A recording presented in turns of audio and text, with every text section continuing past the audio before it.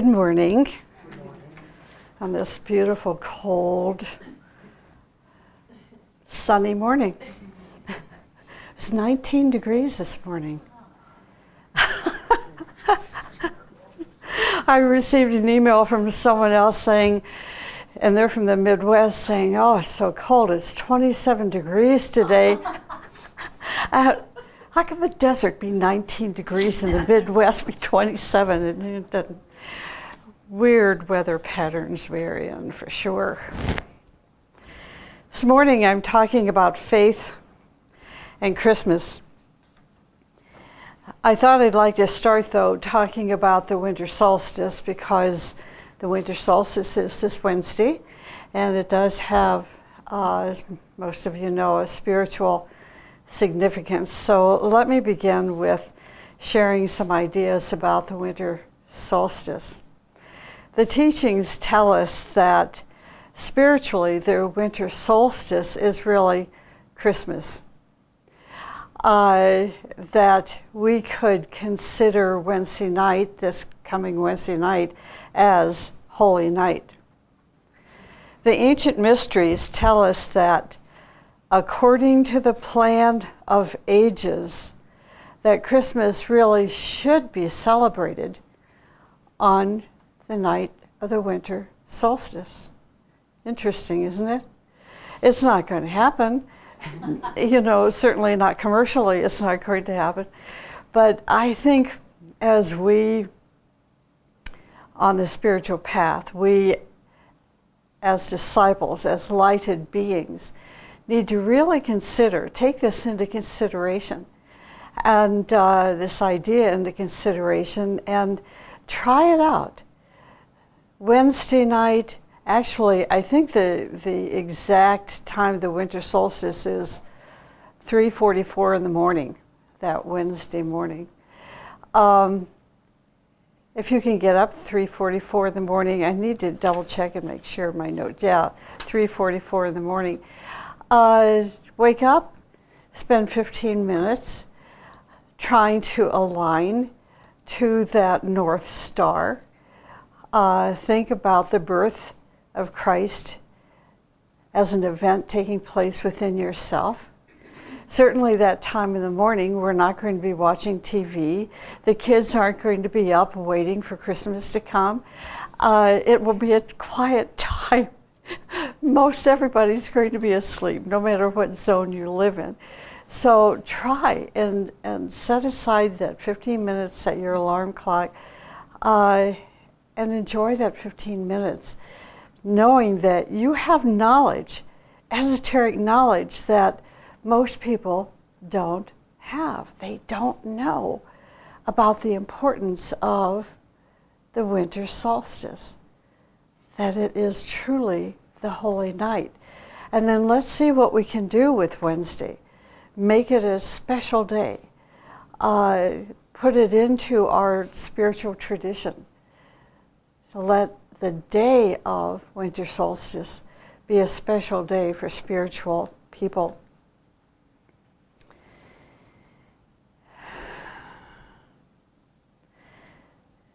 Let me go back to my notes here. We're told that Christmas, or the winter solstice, is when the Lord of love descends to earth to bring to humanity a new mystery, where humanity will be taught to develop within themselves the tree of life. So here's a key or seed thought: the tree of life within.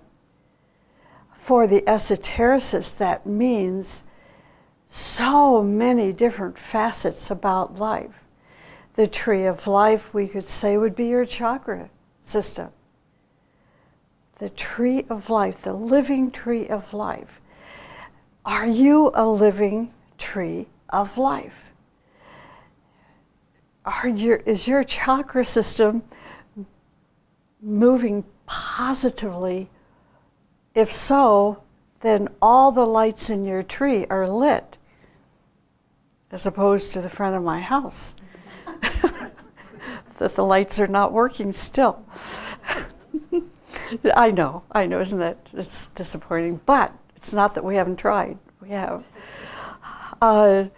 So we don't have to worry about plugging ourselves in to light that tree of life, but we want to strive to increase our illumination. So, winter solstice is that time. If we give ourselves that time of silence to reassess where we are spiritually, ask our solar angel. You can do this in your private time. Ask your solar angel to ignite that flame that will light up your whole living tree, that chakra system. And that means once this system is lit, you are beginning to function in the spiritual triad, that holy triad. Winter solstice is a time to be born anew. Now here's a little history. Winter solstice was observed in Rome as a feast of Saturn, with a mystic marriage dramatizing the marriage of the earth and the sun, the feast of Saturn. This represents a new birth or initiation. It took me a while to understand why would Rome celebrate the feast of Saturn. When you read the book Esoteric Astrology by Alice Bailey, or read some of the unpublished material by Helena Rourke about the planet Saturn, there's very little celebration that takes place over Saturn, but in a more occult sense, Saturn represents the planet of the disciple. So it seems like the wise people of Greece or Rome knew that, and that the Feast of Saturn is really a feast for initiates. It brings about an opportunity for what? Initiation. So when we're going through Saturn cycles as an individual, group, nation, humanity, that brings about an initiation, the potential of initiation of consciousness. And humanity is going through that now. So we can now understand why Rome celebrated the Feast of Saturn, a mystic marriage between the sun and earth, the sun being hierarchy.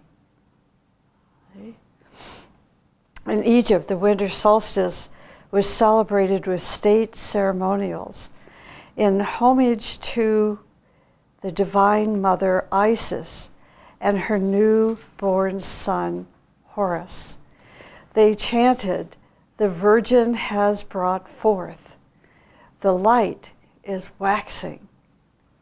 In Greece, Holy Night was greeted by songs in the key of Capricorn. Now look at Rome and Greece. Rome celebrating the feast of the feast of Saturn, and now we're seeing Greece, the key of Capricorn. Saturn, Capricorn, they're married, you know.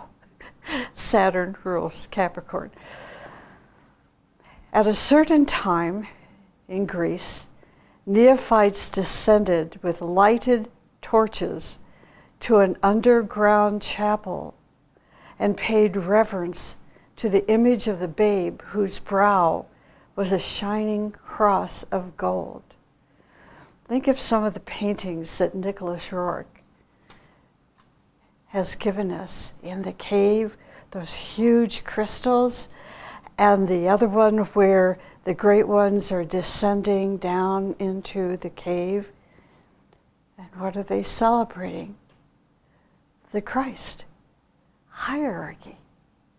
That stone in the casket, that we know so much about is right there in the cave. So where these legends are not perfectly aligned, they are pretty close to our understanding of the mysteries. These deep esoteric mysteries that disciples know about and remember in their heart, even if they haven't read the books. There's something in their heart that they know there is a significance beyond a religion. Okay? It is a significance of life. Christmas time every year is always a vital time, but this year and in coming years, it will be even more vital because this is now becoming a time of transformation. Truly, this side transformation, this side regression. The forces of regression and the forces of transformation. Which side of life are we going to be?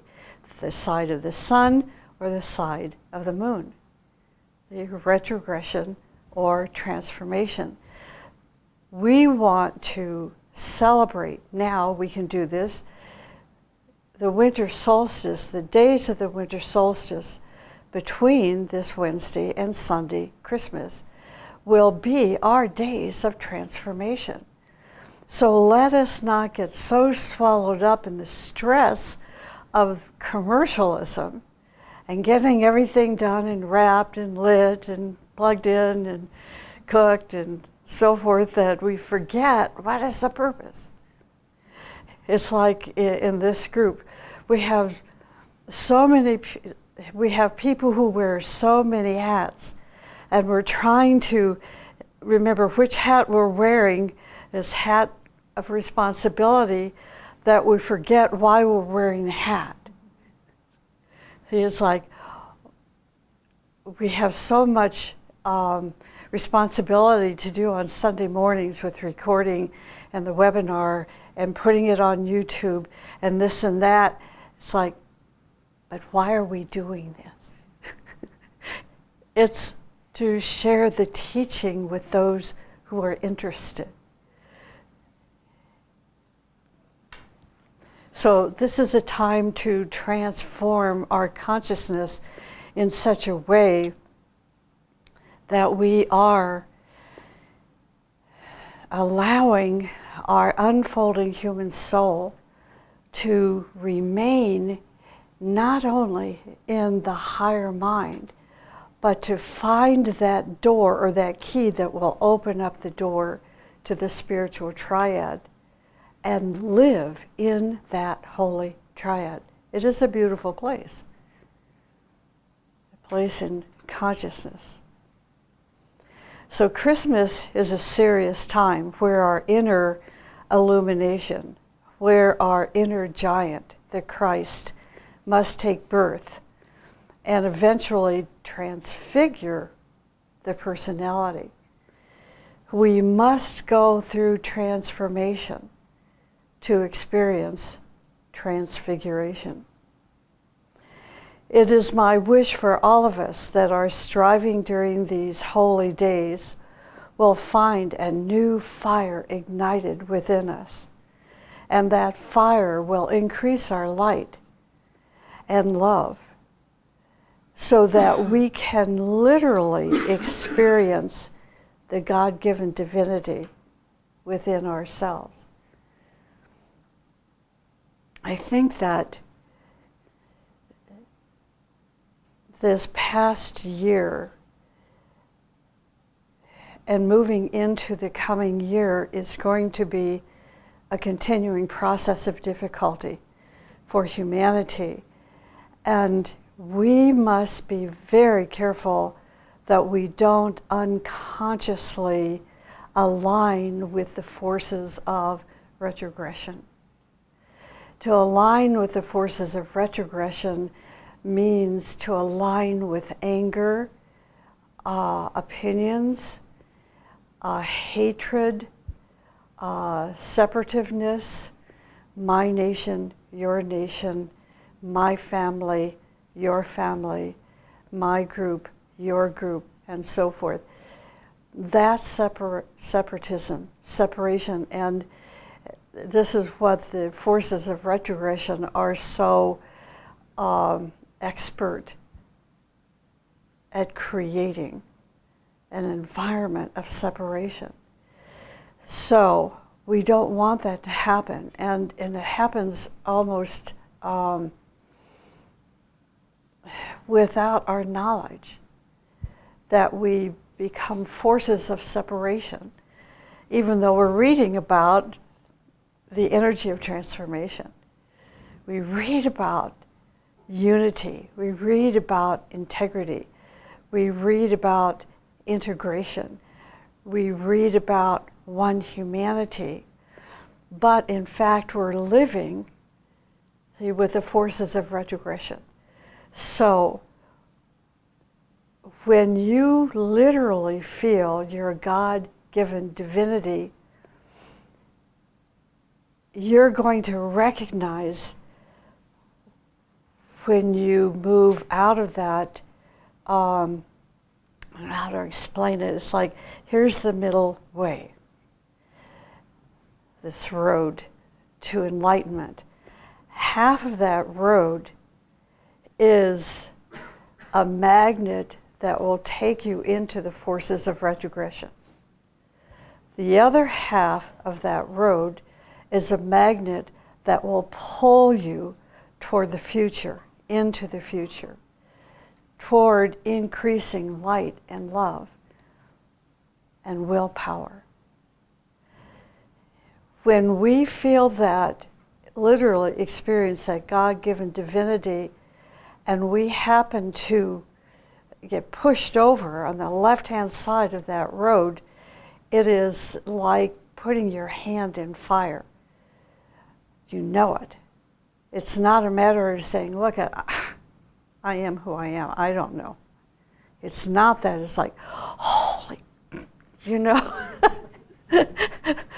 And you quickly get back on the path.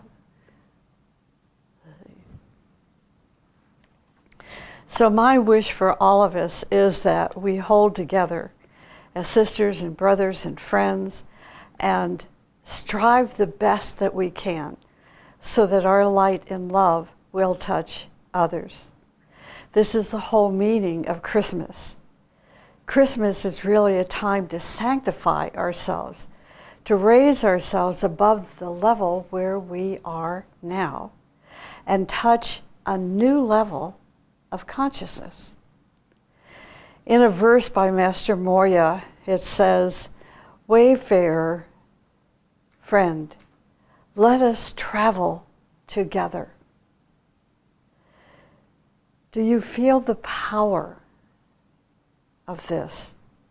Let us travel as a group together, as a nation together, as one humanity together.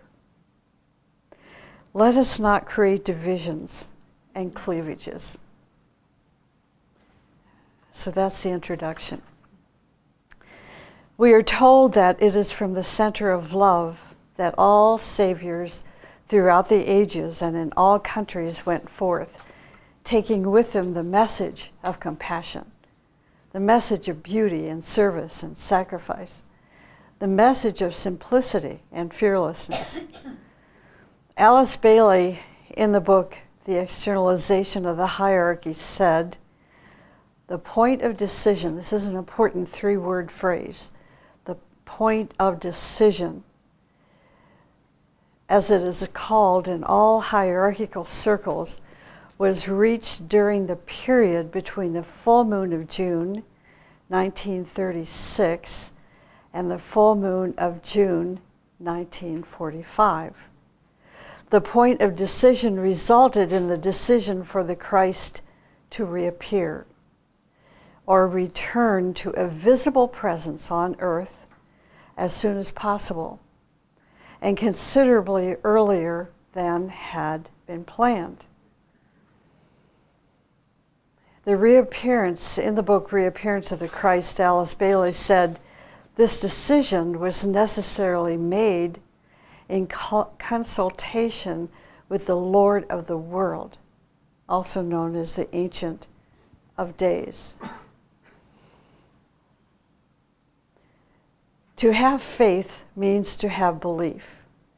Belief in something greater than today, greater than yesterday, greater than tomorrow. To have faith means to have an unshakable belief in something. To believe that no earthquake, no flood, no crises, no loss can be removed from you. That's faith. Faith is found in your heart. Tagore said, faith is the bird that feels the light and sings when the dawn is still dark. We often hear the phrase blind faith. Faith, according to popular thinking, implies a perpetual state of blindness, of not knowing, of comprehending, of groping in the dark, floating in a groundless, unreal way of life. Blind faith. There's therefore it's important for us to know the difference between a false concept of faith and the real concept of faith. So we don't want to have blind faith. That's the point. We don't want to have blind faith. That's not the way of the disciple. In Proverbs it says, as a man thinketh in his heart, so is he. I'm sure that he means a woman too. That's old language. We would say, as people think in their heart, so are they. Our heart is the sanctuary where the Lord of the world dwells in all his glory. If we feel that the Most High exists in our heart, then we truly understand the beauty of faith. If you feel that the Most High exists within your heart, you will start living a life of faith. You will live a life of beauty, light, love, and power. For such a life is not made of masks or fear or artificiality and pseudo-images. If you are one of faith, listen to this, if you are one of faith, you become a messenger of the great ones. You become a messenger of the great ones. That's pretty profound. If you are one of faith. Every year at Christmas, we celebrate the birth of Christ, the great flame. This is our legacy, a reminder that each of us is, in essence, a living flame, a spark of God. See that living tree? In that knowledge, we celebrate the next coming, to renew in our hearts a greater hope, a greater faith, a greater love. In this knowledge, we place our faith. There's so much I'd like to share. I just don't have the time, but I can say this, and I think most of us are aware that when we talk about the coming Christ, or we talk about the next coming, the teachings say 2025. Some people have held on to that exact date, and they are creating celebrations and preparations for that date, for that year 2025. I think the preparation process is what's vital. It's not the date of 2025. I do think that something 2025 is going to be revelationary for us, but it's not going to be for those on the side of retrogression, with the forces of retrogression, because they're going to be in a very different place of belief and thinking and consciousness. So I was thinking of Michelle Obama. I did not hear her talk, but I've certainly heard the fallout where she has given up hope. We're not giving up hope because we have 2025. We have the spiritual hierarchy. We have the great masters of wisdom that will take those who have that living tree, ignited, and are in alignment with the plan of the planetary logos. And we're going to have this outpouring of spiritual warriors for 2025 or 2030 or 2020 that will be out in full force. In full force, in a ceremony in preparation or the actual event of the return of the Christ. Whatever that means, we don't really know,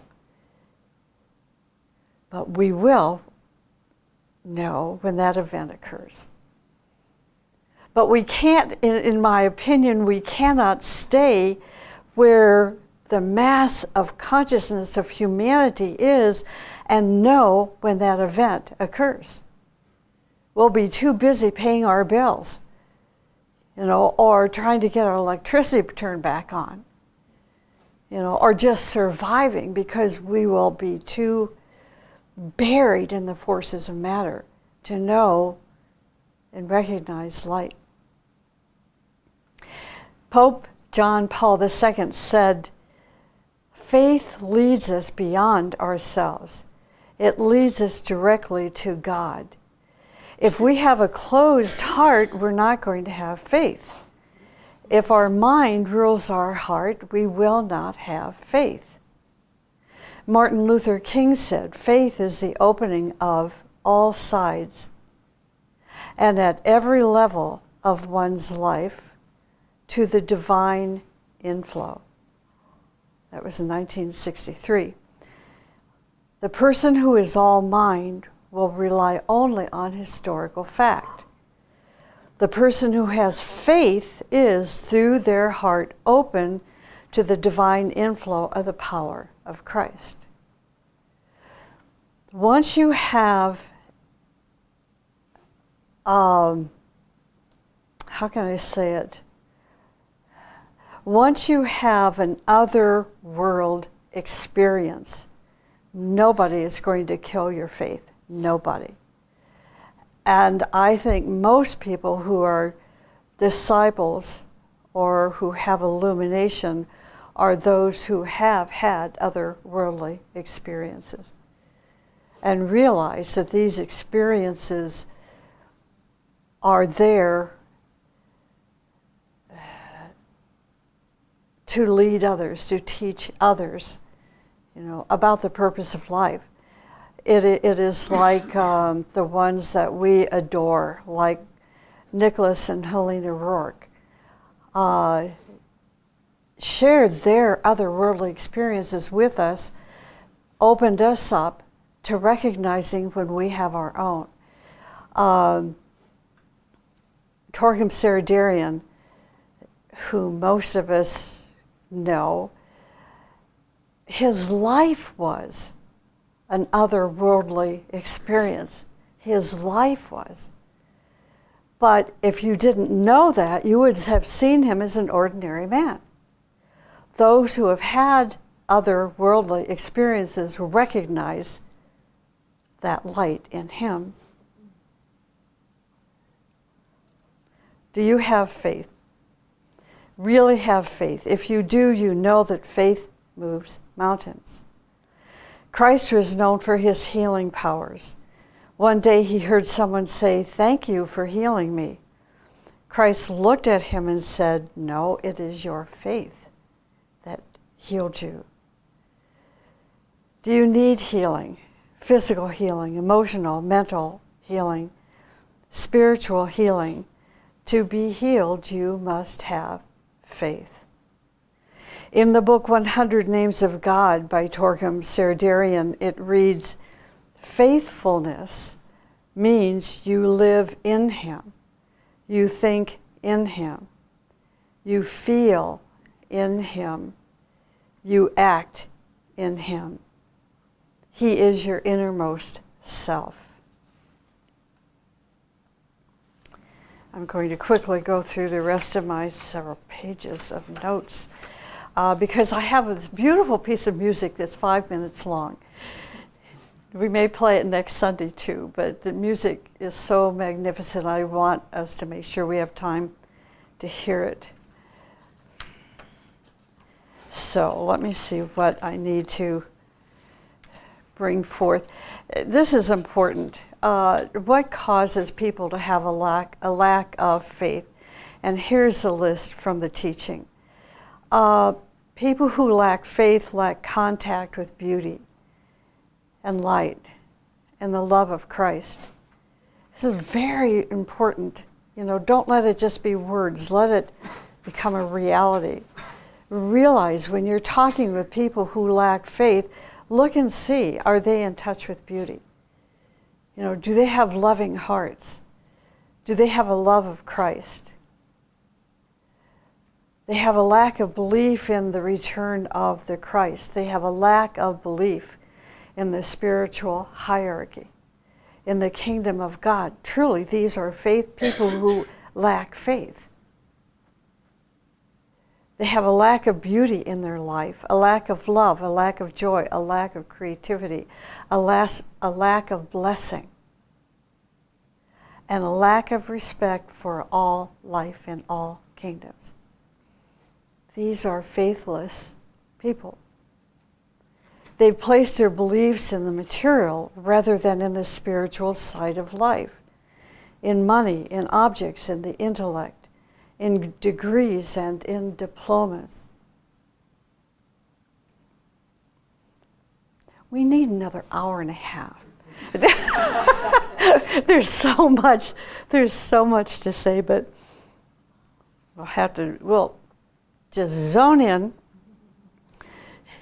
in the group soul and get the rest of the download later. There you go.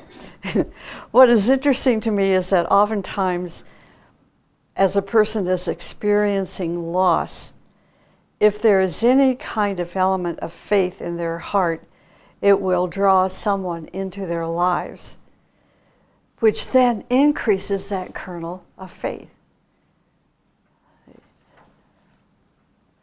So faith is a word, but the power of faith is beyond words.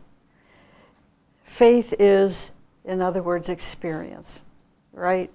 Faith is experience. It is knowingness and it is beingness, those three things.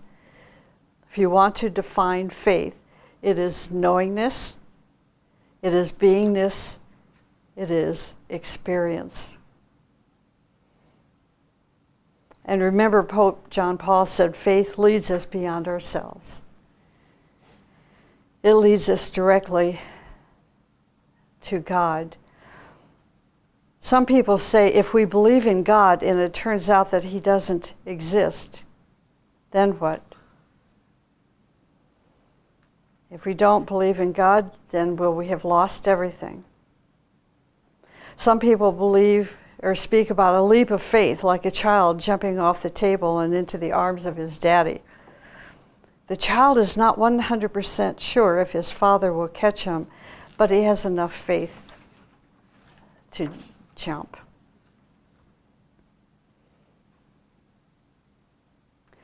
When you are confused, angry, or lost, if you practice these principles, you will find your faith and live your faith. It will keep you going through the dark days and nights of your life. When you breathe in beauty and exhale beauty, faith is not blind. When you give forgiveness and ask for forgiveness, faith is not blind. When you give gratitude and receive gratitude, faith is not blind. Christ was born over 2,000 years ago, but those who have faith continue to celebrate his birth. What he gave to the world continues to live in our hearts and minds today. It is our faith that causes us to yearly celebrate the birth of Christ. As you celebrate the birth of Christ each year, you will also celebrate your own birth. For we are all born of the Most High. So I'm going to stop here.